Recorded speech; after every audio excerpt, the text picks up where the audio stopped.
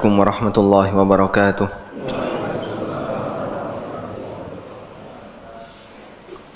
Alhamdulillahi rabbil alamin.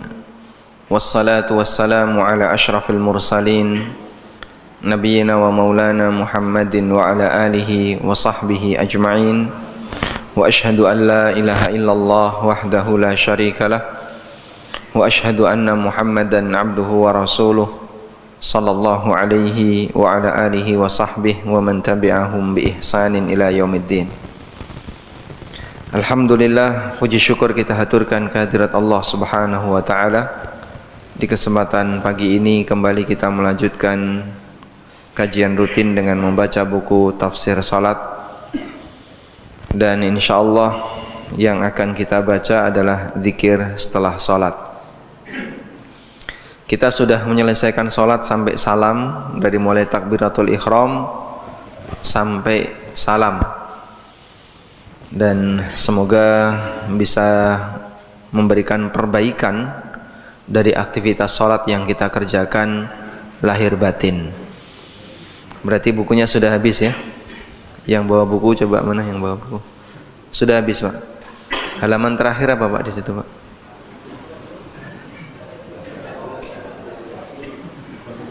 Penutup. Oh, mantap. Setelah penutup ada lagi nggak? Nggak ada. Hah? Apa Pak? Biografi. Biografinya Takmir. Masya Allah. Yang ini tambahan untuk edisi yang baru ya. Zikir setelah sholat.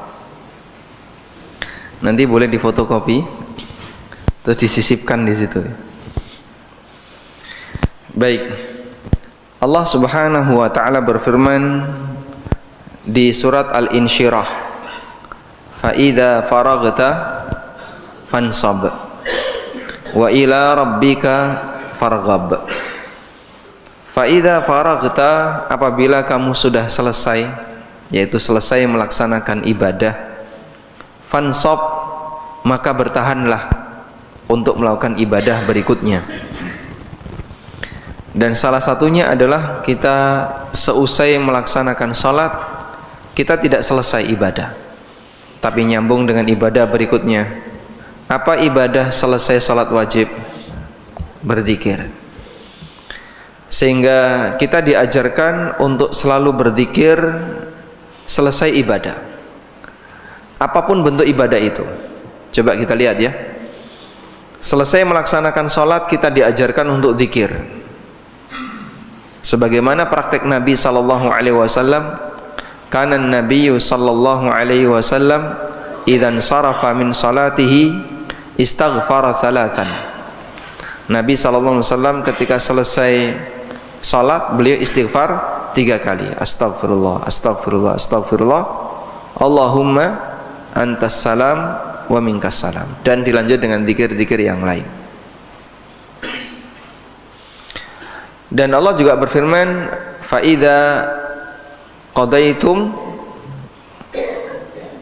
gimana kalimatnya? Fa idza qudiyatis salatu fantashiru fil ardi wabtagu min fadlillahi wadhkurullaha katsira.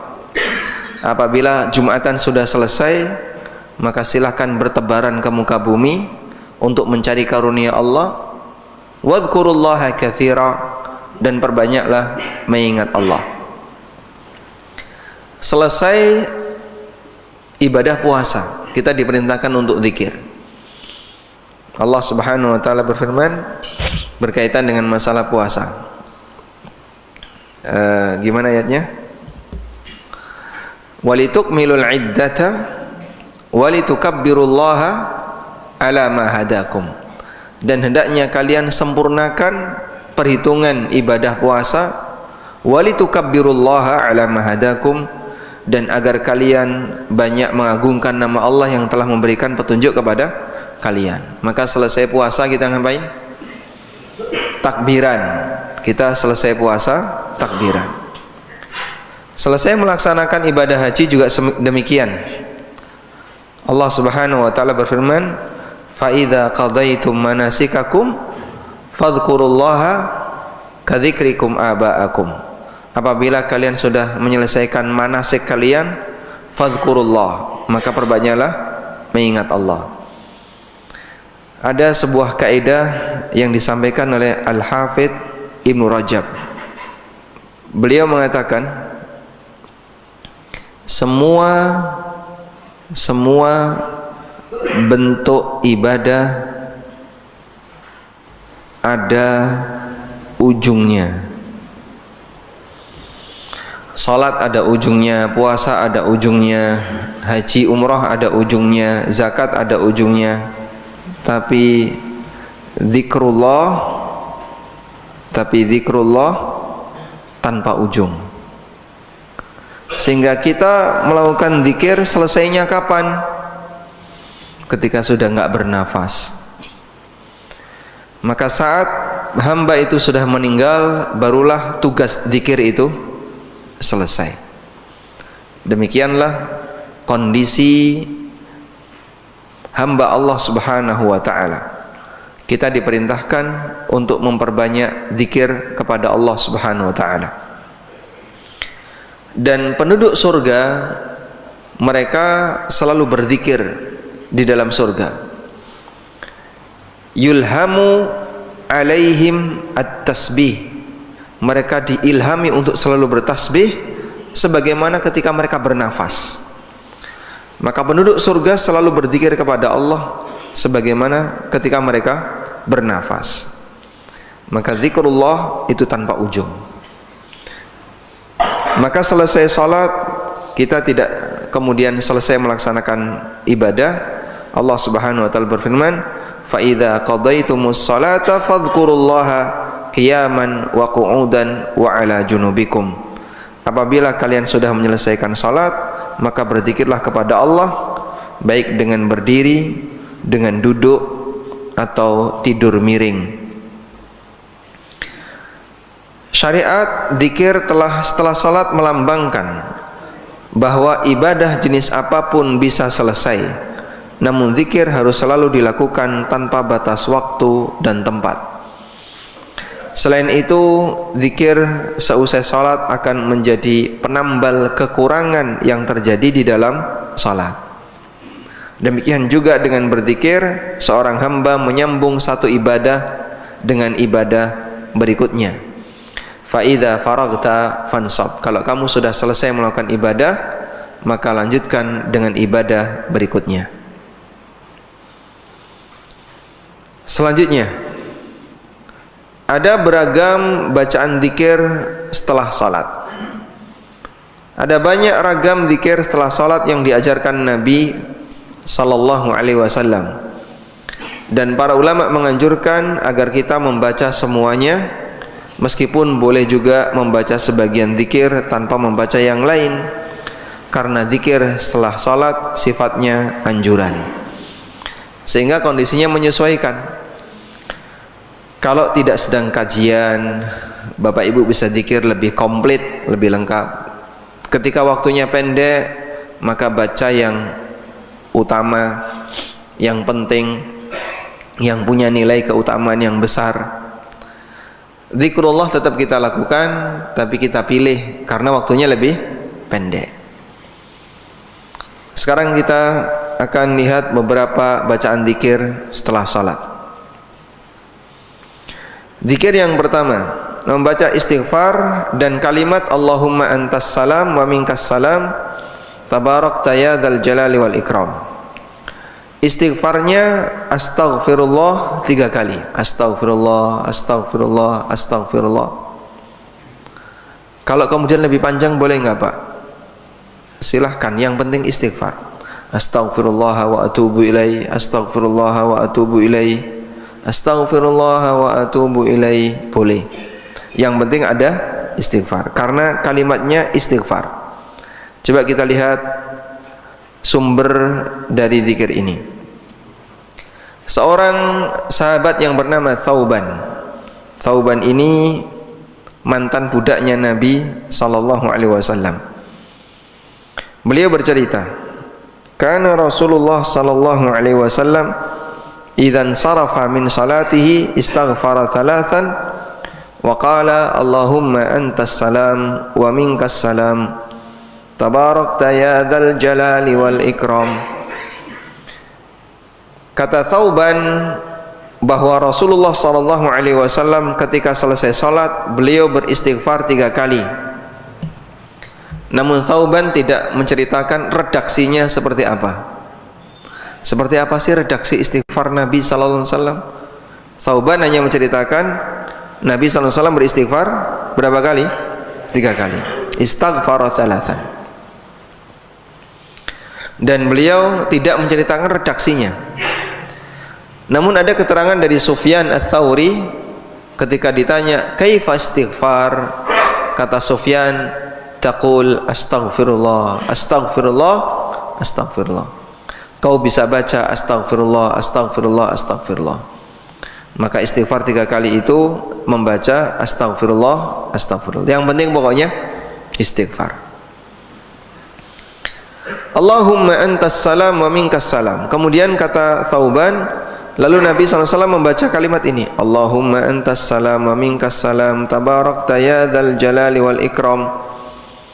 Dan tidak ada redaksi yang lebih panjang seperti yang umumnya kita kenal ya. Allahumma antas salam wa minkas salam. Kemudian wa ilaika ya'udus salam wa adkhilnal jannata daras salam tabarakta rabbana wa ta'alaita ya dzal jalali wal ikram. Atau ada redaksi yang lebih lengkap lagi. Kalau yang disebutkan dalam teks hadis seperti ini cukup singkat dan tidak ada redaksi seperti yang tadi kita baca. Kalau kita disuruh milih, pilih yang masih murni atau yang sudah ditambahi? Baik, silakan Anda pilih yang masih murni ya, meskipun nanti ada komen di YouTube, wah ini kok terlalu kaku, tekstual dan seterusnya. Kalau dzikir tekstual, dzikir dan doa itu tekstual. Karena Nabi SAW selesai sholat nyontohkan kayak gini, ya kita tiru seperti ini. Ada yang nggak setuju, itu urusan masing-masing. Tapi saya menyukai yang sesuai dengan teks hadis. Walaupun dikomentari tekstual dan yang lainnya, inilah yang saya pilih. Ya? Sebab Nabi SAW ketika mengajarkan sesuatu, tentu saja beliau ajarkan yang terbaik, dan ini yang diwahyukan oleh Allah kepada beliau sallallahu alaihi wasallam, sehingga mohon untuk tidak dikoreksi. Dan bagian dari ngoreksi adalah nambahi. Maka mereka yang punya kebiasaan dengan teks panjang tadi, coba diminta, Pak, bacanya yang singkat ini aja, rasanya kurang lengkap. Rasanya kurang lengkap. Kenapa Anda komentar rasanya kurang lengkap? Padahal ini sudah lengkap. Apakah yang diajarkan Nabi SAW kurang lengkap? Subhanallah. Yang diajarkan Nabi SAW sudah lengkap dan mereka nambahi. Nambahi itu bisa jadi masuk kategori ngoreksi. Nambahi itu bisa jadi masuk kategori memberikan koreksi. Maka bagian dari bentuk sopan santun kepada Rasulullah SAW, apa yang beliau ajarkan jangan ditambahi. Baik, guru saya pernah menceritakan ya, waktu itu saya SMP, beliau menceritakan begini, ada seorang petani yang datang kepada seorang kiai, lalu petani ini mengeluhkan, wahai Mbah Yai, sawah saya diterjang badai, tadi do roboh kabeh. Nah, kemudian kiai ini menyarankan, engko nek ana angin ribut kaya ngono, awakmu maca ya hayyu ya qayyum, ya hayyu ya qayyum. Tapi gandeng kuping Jawa, lidah Jawa, kupingnya ya kuping Jawa nggih. Maka saat dinasihati untuk baca ya hayyu ya qayyum, kata guru saya ini, yang terdengar ya kayuku ya kayumu. Nah, saat gurunya itu ngajari sambil begini, kukunya di kuku jempol sama jempol dipukulkan. Nah, terus beliau bilang, ketika terjadi musim badai, dia baca kayak gitu, ya kayuku ya kayumu, ya kayuku ya kayumu, ya kayuku ya kayu. Lalu beliau menyarankan, sing penting ki nurut karo guru. Mbah piyambake niku ngajari A, ngajari B, sing penting nurut karo guru. Itu prinsip yang ditanamkan kepada saya dulu. Dan ini guru saya NU. Guru saya ini NU.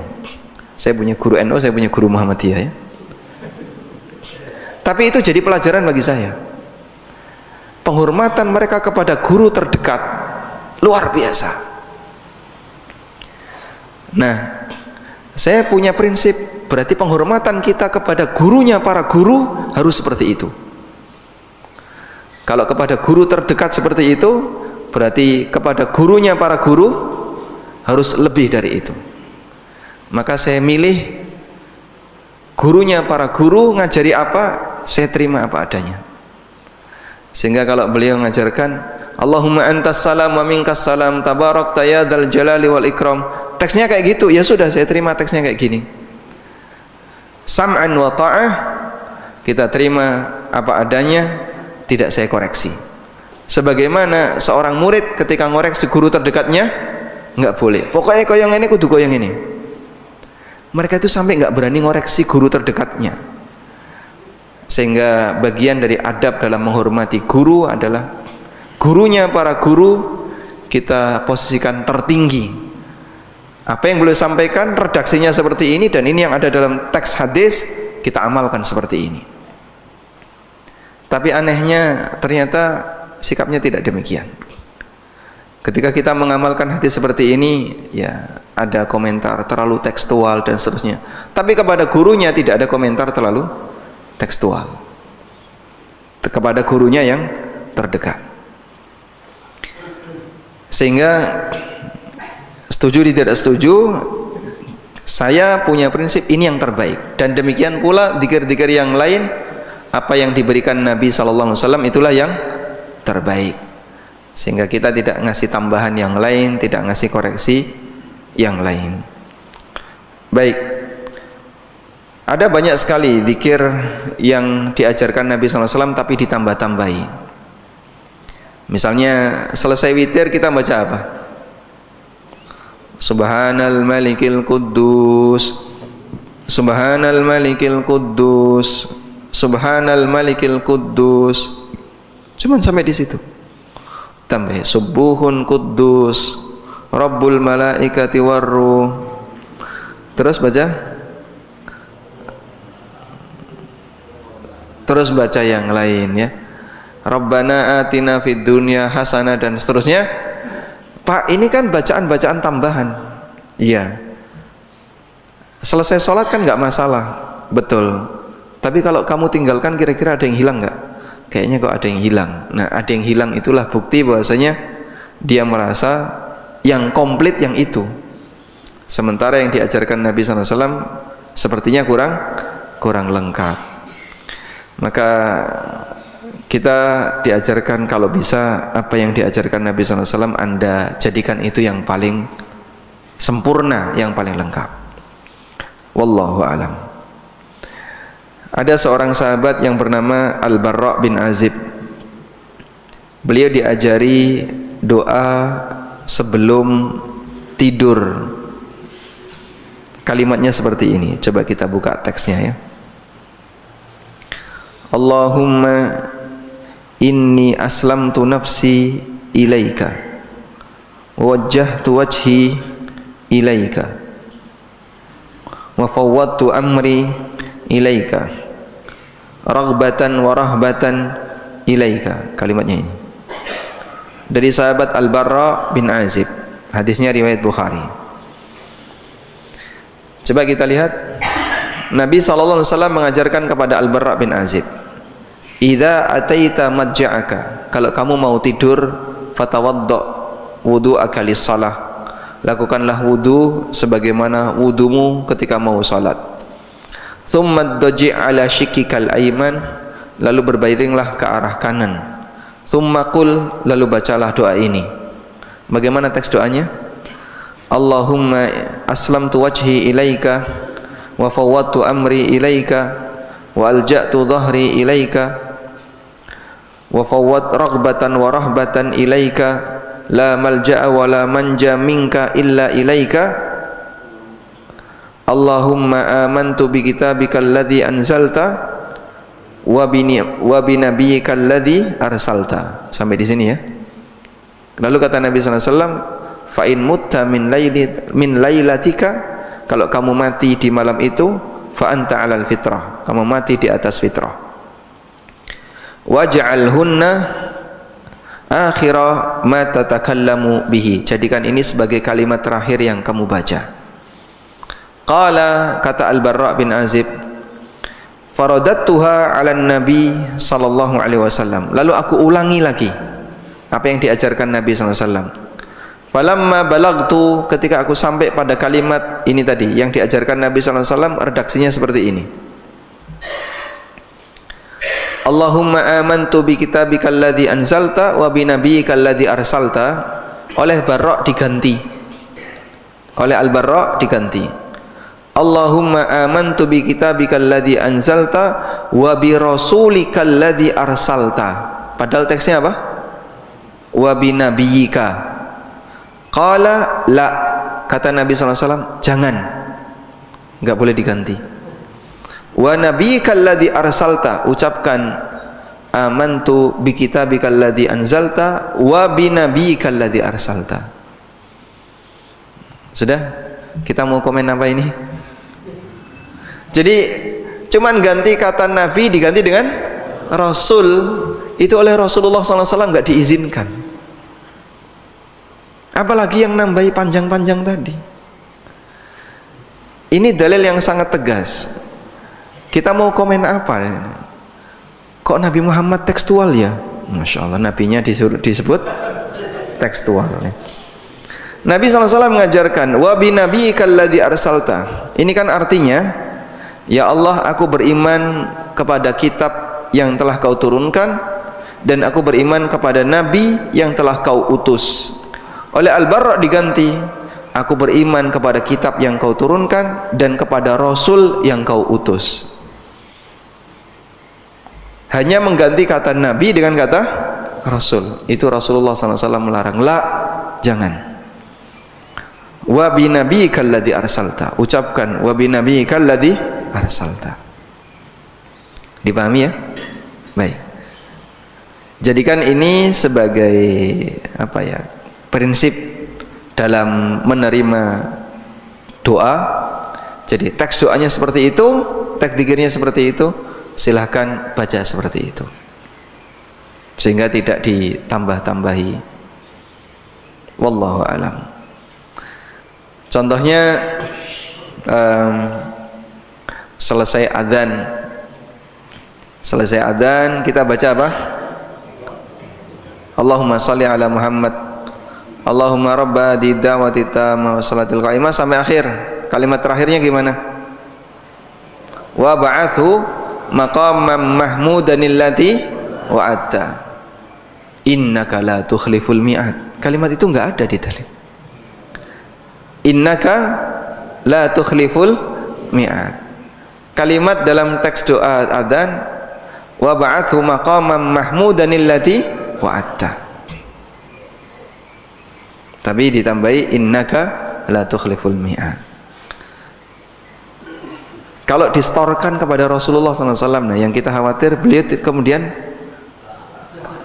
nggak mau menerima, maka ikuti saja sesuai dengan teks yang ada. Wallahu a'lam. Baik, sekarang coba kita berikan penjelasan mengenai doa ini atau dzikir ini. Kenapa selesai sholat kita istighfar? Mengapa selesai sholat kita istighfar? Ada dua alasan. Mengapa selesai sholat kita istighfar. Padahal sholat itu maksiat atau bukan? Bukan. Kalau selesai berbuat maksiat istighfar, nyambung nggak? Nyambung. Tapi kalau selesai sholat istighfar, ini hubungannya apa? Nah, muncul pertanyaan seperti itu. Alasannya satu, ini sebagai bentuk tawadhu di hadapan Allah agar tidak ujub. Karena orang selesai ibadah punya potensi ujub, beribadah hebat, ya, merasa apa? Hebat, sehingga seolah-olah dia sudah berhak untuk menjadi calon penduduk surga yang nanti akan pasti masuk surga. Maka merasa ujub seperti ini dihindari. Enggak jaminan salatmu diterima, sehingga sebagai bentuk rasa tawadhu di hadapan Allah, kita mohon ampun kepadanya. Astagfirullah, astagfirullah. Dan semakin tawadhu semakin indah. Seorang manusia semakin tawadhu itu semakin indah. Oleh karena itu, siapapun yang punya karya, pasti di bagian pengantar dia akan minta maaf. Ada orang nulis disertasi, ya, tebal sekali. Kemudian di situ ada bagian pengantar, dia ngasih muqaddimah. Kira-kira gimana? Dia akan menyampaikan sebuah pernyataan. Dalam karya ini tentu saja masih banyak kesalahan dan kekurangan, saya mohon maaf, dan seterusnya. Apabila ada kritik dan saran yang membangun, silahkan disampaikan. Hampir semuanya seperti itu. Nggak ada orang kok selesai berkarya kemudian dia kasih pengantar, ya, karya saya adalah terbaik, tidak ada tandingannya. Siapa yang mengklaim ada tandingannya berarti dia sombong di hadapan saya. Masya Allah. Malah gak karuan, ya, sing moco wis enek duluan. Yang kedua, karena kita yakin bahwa dalam sholat kita ada kekurangan, pasti ada kekurangan, ya nggak Pak? Yang merasa yakin sholat subuhnya tadi 100% bener, angkat tangan. Nanti boleh pulang duluan. Ada? Nggak ada. Sehingga kita sangat yakin dalam sholat kita pasti ada kekurangan. Maka kekurangan itu ditambal dengan istighfar. Astagfirullah, astagfirullah. Demikianlah yang diajarkan Nabi sallallahu alaihi wasallam. Selanjutnya beliau membaca kalimat ini, Allahumma anta as-salam. Ya Allah, engkau adalah zat yang maha as-salam. As-salam itu artinya apa? Artinya apa? Selamat. Selamat dalam arti tidak ada cacat. Ada? Ini ada bos, maksudnya. Terus ada karyawan. Ada A, dia mempekerjakan tukang, nyuruh tukang. Baik. Seorang karyawan kerja di tempat bosnya, tapi kerjanya rusak. Jadi tukang dan karyawan ini ketika kerja ngawur. Ya, pokoknya saya tulis saja kerja ngawur. Baik. Anda mempekerjakan tukang, Mas, tolong benerin dong atap rumah saya. Dia datang, tapi kerjanya ngawur. Anda sebagai bosnya, sebagai orang yang nyuruh dia, kalau dia kerja ngawur, kita dirugikan nggak? Ya, dirugikan nggak? Dirugikan. Kita akan dirugikan. Disuruh beneri atap malah bocor kabeh. Sehingga setelah datangnya tukang tidak lebih baik daripada sebelum datangnya tukang. Karyawan yang kerjanya ngawur itu akan merusak pekerjaan dan itu merugikan bosnya, pemiliknya. Baik, paham ya di sini ya? Sehingga hamba kalau disuruh hamba yang lain untuk bekerja, kok dia kerjanya ngawur, akan merugikan atasannya.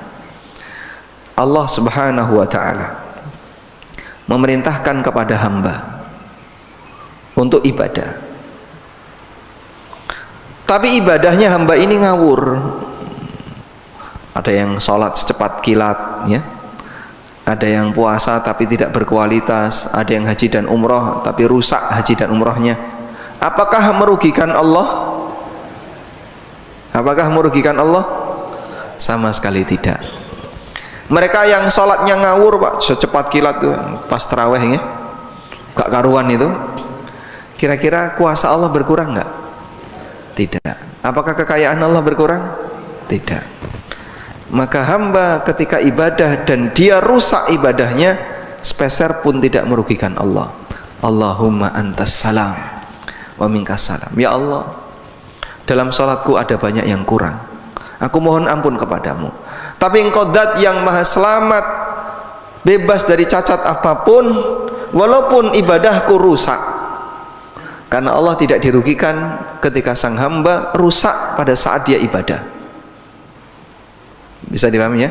Subhanallah. Demikianlah kaitan kenapa kita membaca Allahumma antas salam wa minkas salam tabarakta ya dzal jalali wal ikram, dan kita mengikrarkan Allah tetap maha mulia dan maha tinggi, wahai zat yang memiliki keagungan dan kemuliaan. Masya Allah. Baik, maka Bapak Ibu ketika membaca seperti ini, batinnya itu sambil diiringi dengan perenungan. Astagfirullah, astagfirullah, astagfirullah.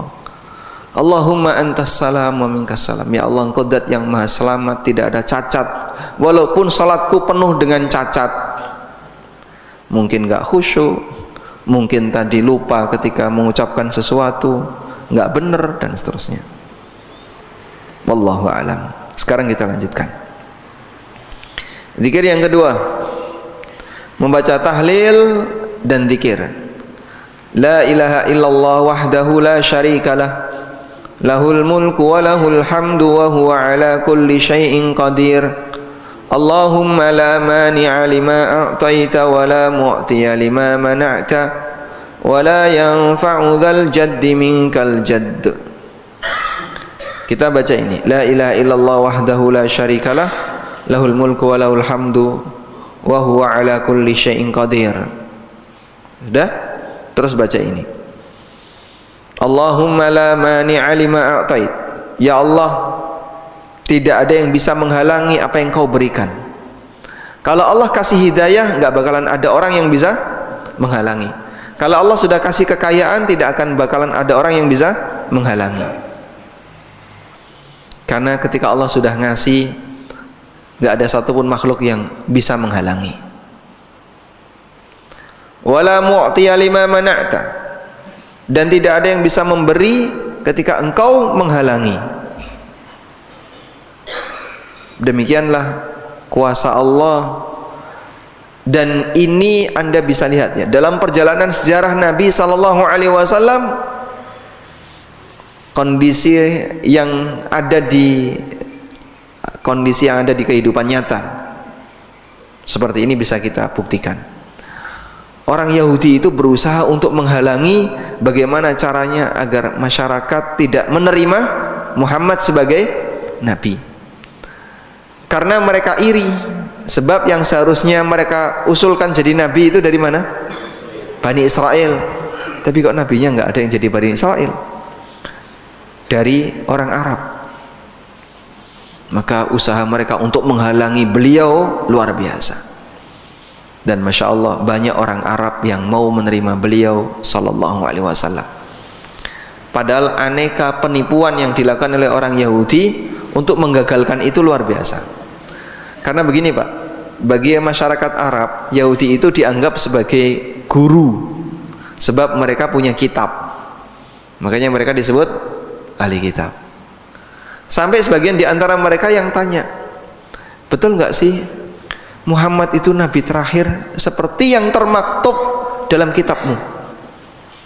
Karena mereka sudah pernah bercerita dalam kitab kami besok akan ada nabi terakhir, aneka ciri-cirinya sudah ada di sini.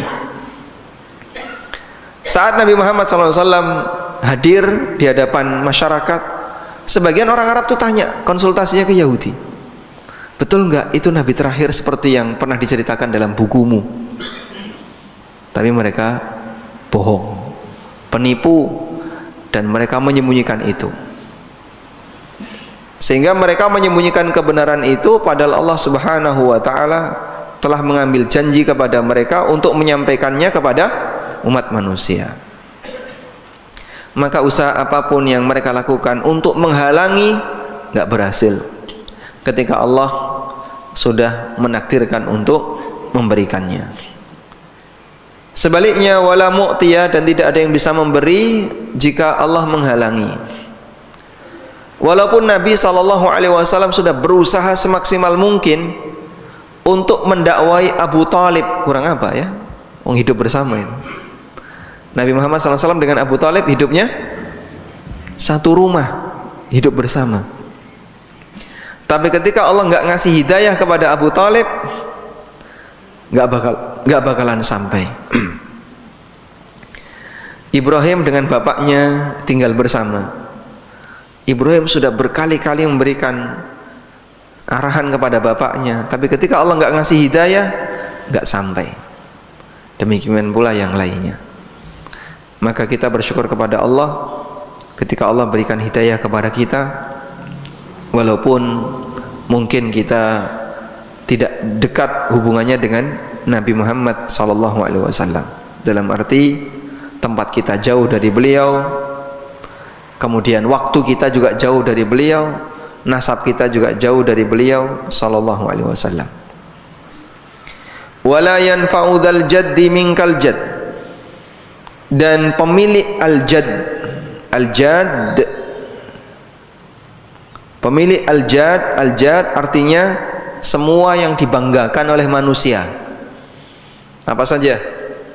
Kekayaan, kekuasaan, status sosial, kekuatan fisik, semua yang dibanggakan oleh manusia itu namanya al-jadd. Orang merasa bangga ketika fisiknya sehat, gagah, kuat. Dia merasa bangga ketika dia punya kekayaan yang melimpah. Dia merasa bangga ketika dia punya kekuasaan, punya aneka kelebihan yang dibanggakan manusia, ini namanya al-jadd. Itu semuanya tidak bermanfaat di hadapanmu ya Allah. Wala yanfa'u dzal jaddi, pemilik semua kebanggaan itu minka, di hadapanmu tidak akan mendapatkan manfaat al-jaddu dari apa yang mereka banggakan. Anak misalnya, ada orang tua membanggakan anak. Apakah orang tua bisa mendapatkan manfaat dari anak ini di hadapan Allah? Tidak. Yauma la yanfa'u malun wala banun illa man atallaha biqalbin salim. Pada hari di mana harta dan anak enggak memberikan manfaat, yaitu hari kiamat, kecuali bagi mereka yang datang di hadapan Allah dengan hati yang salim. Baik. Sehingga apapun yang kita banggakan di hadapan Allah enggak ada artinya sama sekali. Maka kenapa harus dibanggakan? Kalaupun diberi oleh Allah kelebihan, seharusnya sikap yang benar adalah tawadhu dan tidak sombong dengan itu, agar kita tidak menjadi bermaksiat gara-gara nikmat Allah Ta'ala. Dari Al-Mughirah bin Syu'bah radhiyallahu anhu, beliau bercerita, aku mendengar Nabi SAW bersabda, khalfas salah, seusai salat. Kata Mughirah, khalfas salah, seusai salat. La ilaha illallah wahdahu la syarikalah, lahul mulku wa lahul hamdu wa huwa ala kulli syai'in qadir. Allahumma la mani'a lima a'taita wa la mu'tiya lima mana'ta wa la yanfa'u dzal jaddi minkal jadd. Ini ada yang hilang ya teks hadisnya. Lahul mulku wa lahul hamdu wa huwa ala kulli syai'in qadir. Kemudian baca Allahumma la mani'a lima a'taita wa la mu'tiya lima mana'ta wa la yanfa'u dzal jaddi minkal jaddu.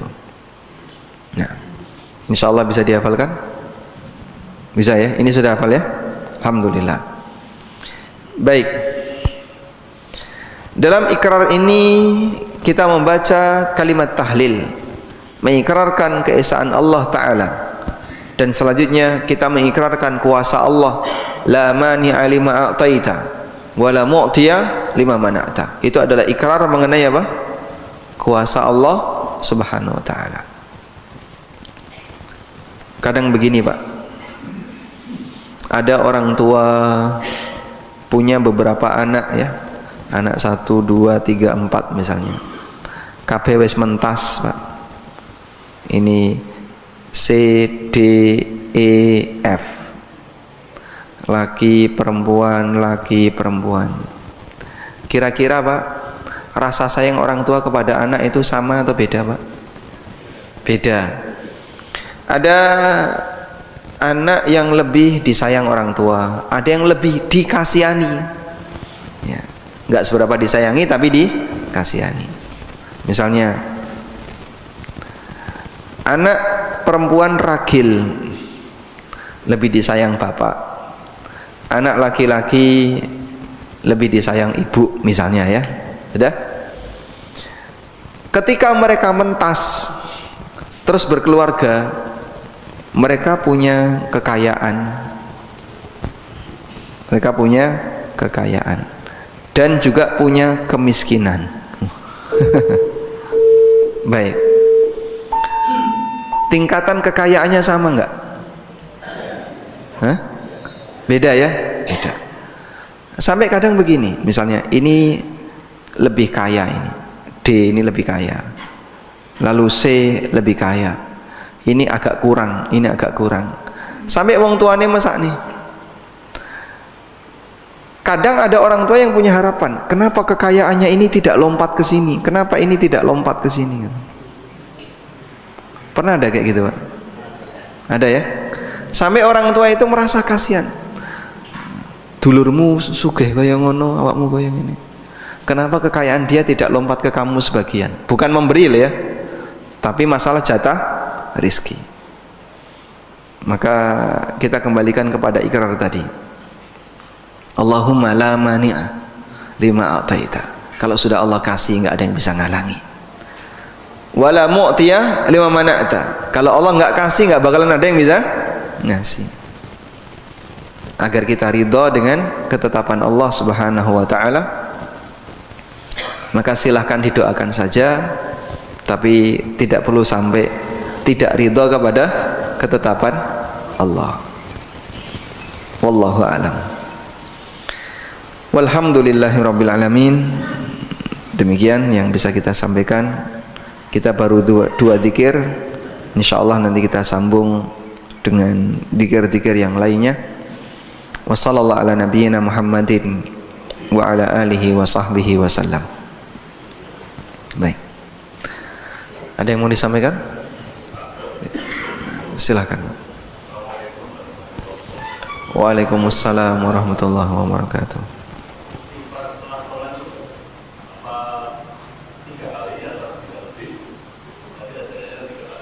Iya.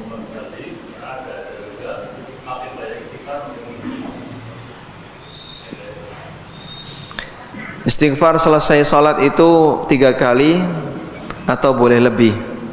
Karena kan kita diajarkan untuk memperbanyak istighfar. Baik, jadi penjelasannya seperti ini.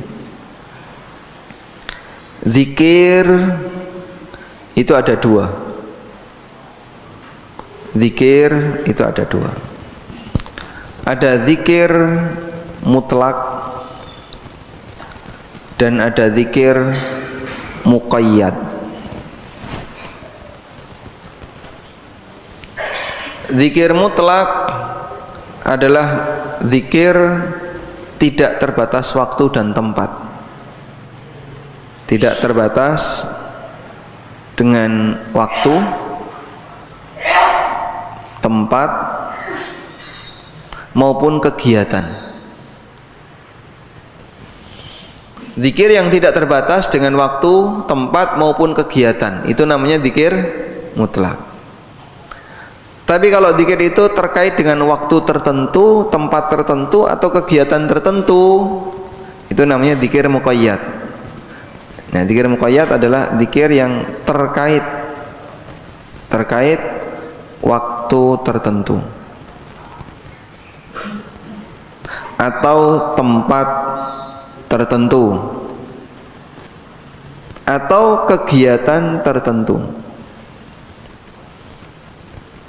Begini, kalau seperti ini namanya zikir muqayyad. Baik, sebagai contoh ya, masuk toilet baca apa?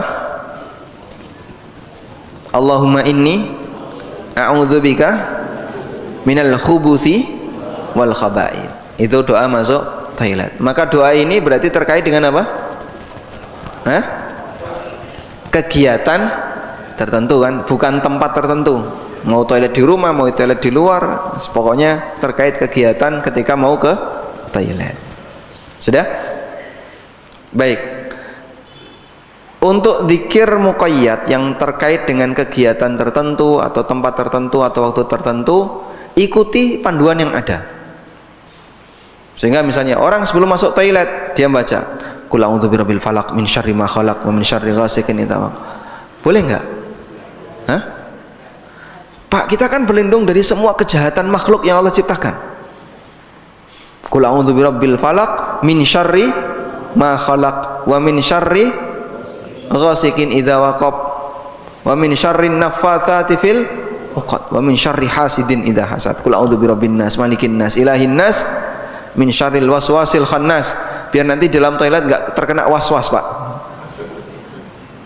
Boleh kayak gitu? Enggak boleh. Kenapa? Ya, prakteknya Nabi sallallahu alaihi wasallam ngajari Allahumma inni a'udzubika minal khubuthi wal khaba'ith. Sehingga jangan ditambahi dengan baca Al-Falaq dan An-Nas. Baik. Contoh yang lain.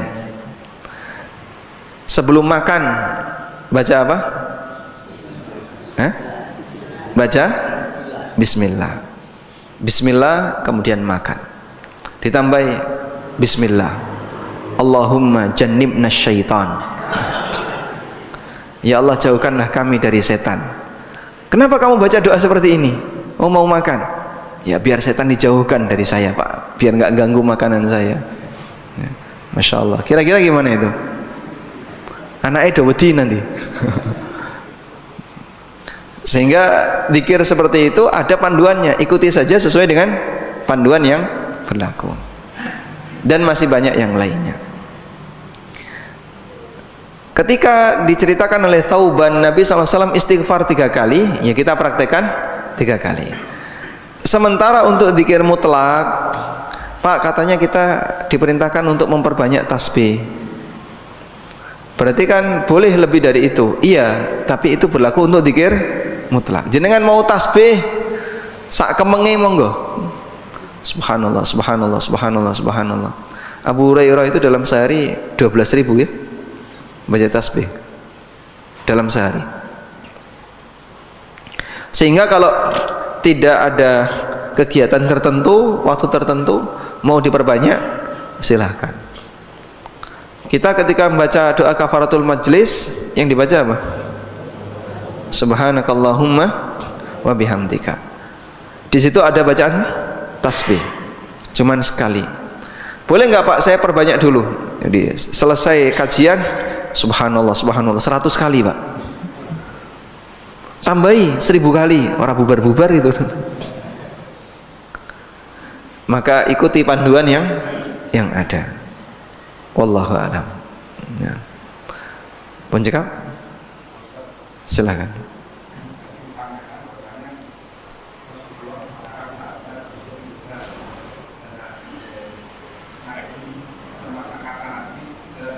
Diganti kata Rasul.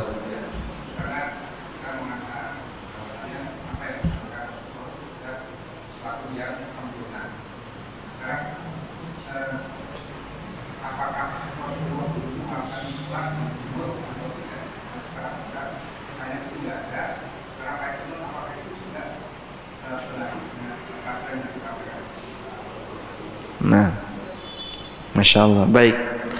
Jadi dalam doa Al-Barra bin Azib yang diriwayatkan oleh Bukhari tadi ya, Beliau mengganti kata nabi dengan kata rasul. Meskipun Nabi Muhammad itu rasul atau bukan? Rasul. Bahkan beliau ulul azmi. Maka beliau adalah seorang rasul, beliau ulul azmi. Allah berfirman, Muhammadun Rasulullah walladzina ma'ahu asyidda'u 'alal kuffar ruhama'u bainahum. Sehingga Nabi Muhammad SAW adalah utusan Allah, sebagaimana beliau adalah Nabi Allah. Baik. Tapi ketika teks doanya seperti ini, beliau melarang mengganti kata Nabi dengan kata Rasul. Selanjutnya, Bapak bertanya, apakah Nabi Muhammad SAW itu kunut atau tidak? Rasulullah SAW melakukan kunut saat salat. Kunut saat salat. Begini, Nabi SAW melakukan kunut yang disebut dengan kunut nazilah.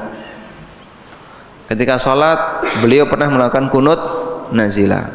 Kunut disebabkan karena ada orang musyrik dan orang kafir yang mengganggu kaum muslimin. Maka beliau kunut nazilah. Kunut nazilah itu bahasa kita ya, kunut karena kondisi genting. Dalam kondisi genting di mana musuh-musuh Islam membantai kaum muslimin seperti di Palestina, di Suriah, di Rohingya, kita diajarkan untuk kunut. Kemudian subuh. Apakah beliau kunut subuh? Nah, di sini ulama beda pendapat dalam memahami dalil. Jadi keberadaan Nabi SAW apakah kunut subuh atau tidak berangkat dari perbedaan mereka dalam memahami dalil. Yang berpendapat bahwa Nabi SAW tidak kunut subuh, dalil yang menyebutkan beliau kunut subuh itu karena kunut nazilah. Jadi beliau kunut nazilah di 5 waktu, mulai dari zuhur, asar, maghrib, isya, termasuk subuh. Nah, kemudian ada cuplikan yang lain bahwa Nabi SAW kunut ketika subuh. Itu karena satu kesatuan dengan kunut nazilah atau kunut subuh saja. Misalnya contoh kayak gini Pak ya, kegiatan di masjid ini jadi standar bagi masjid yang lain, misalnya Pak ya, kegiatan di masjid ini jadi standar bagi masjid yang lain, anggaplah seperti itu. Baik, lalu di masjid ini kunut 5 waktu, duhur, asar, semuanya kunut nazilah. Dah. Terus ada jamaah dari luar kota datang ke sini pas subuh, kemudian dia ikut kunut. Setelah itu dia pergi pulang ke daerahnya. Maka dia sampaikan bahwa di masjid ini subuh kunut, di daerahnya akhirnya kunut subuh. Paham ya? Tapi dia nggak ikut di jamaah yang lain karena dia mungkin tidak hadir di jamaah yang lain, di sholat jamaah yang lain. Bisa kemungkinan ada seperti itu, sehingga cuplikan itu ketika dibawa ke sana dipahami hanya subuh saja yang kunut. Andai kan ada yang sholat duhur saja, ketika pulang dia memahami apa? Duhur saja yang kunut. Dipahami ya? Baik. Maka ada perbedaan pendapat ulama dalam memahami itu. Ada yang menyatakan seperti ini dan ada yang menyatakan seperti itu, dan masing-masing punya alasan dalil. Tadi yang saya sampaikan hanya contoh pendekatan ya, meskipun peristiwa yang terjadi pada perbedaan pendapat di kalangan mereka bukan kayak gitu. Terjadilah perbedaan, sama-sama punya referensi, cuman beda dalam memahami. Dipahami Pak kira-kira?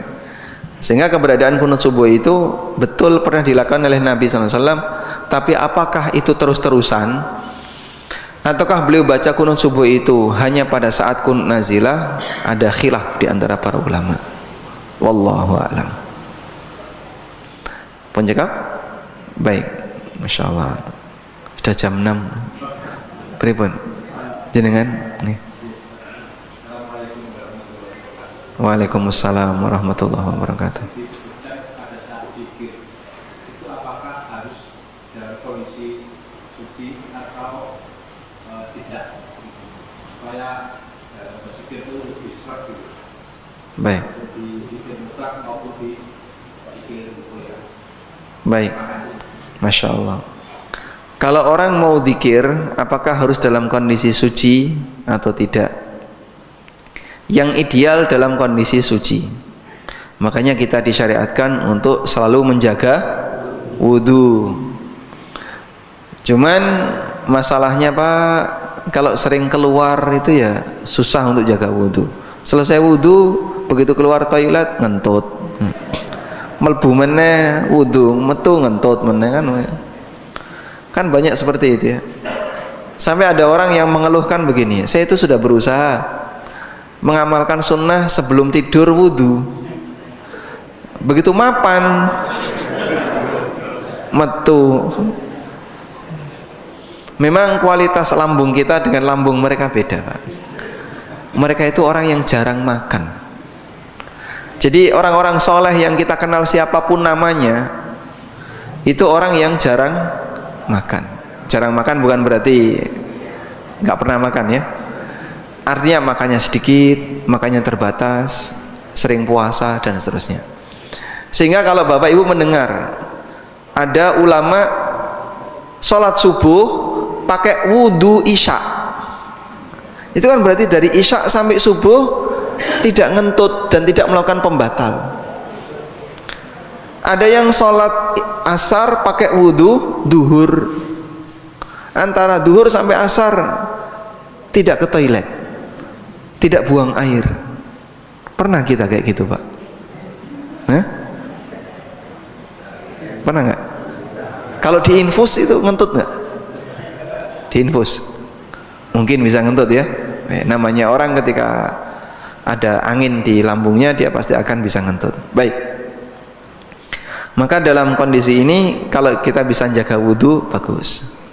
Tapi ada zikir muqayyad yang tidak harus dalam kondisi suci dan mustahil dalam kondisi suci. Seperti ketika masuk toilet, sebelum kamu baca doa masuk toilet, kamu wudhu dulu. Wudhu, keluar, Allahumma inni a'udzubika minal khubuthi wal khaba'ith, melbu meneh. Ini akan sangat merepotkan ya, dan tidak harus demikian. Maka zikir tidak harus bersuci, tapi kalau dalam kondisi suci lebih bagus. Wallahu a'lam. Wassallallahu ala nabiyyina Muhammadin wa ala alihi wa sahbihi wasallam. Wa akhiru da'wana anil hamdulillahi rabbil alamin. Subhanakallahumma wa bihamdika asyhadu an la ilaha illa anta astaghfiruka wa atubu ilaik. Wassalamualaikum warahmatullahi wabarakatuh.